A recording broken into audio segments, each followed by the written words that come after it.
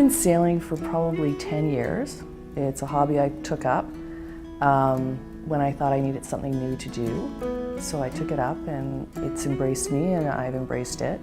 A huge part of sailing is the ability to stand on the deck when it's at 45 degrees and have the confidence that you can walk the length of the boat with whatever is on the deck, over lifelines, fenders, sails, spinnaker poles, and know you're not going to fall off.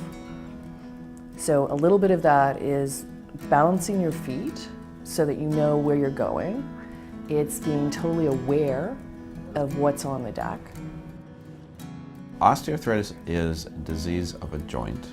The most common cause is just everyday wear and tear. I mean, any moving part wears out eventually, and your joints are no different. Osteoarthritis can be extremely debilitating. It was a pain sort of in the knuckle on my big toe. It grew gradually. At a certain point, the pain gets to the point where you go, you know what, maybe I'll just stay on the sofa.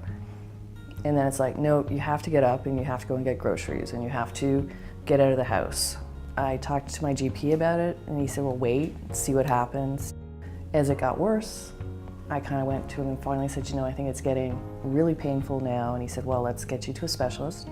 I have certain important standards of care that I apply to all my patients. Number one is that I wouldn't ask them to do anything that I wouldn't want done for myself. Dr. Daniels had suggested fusion when we first met.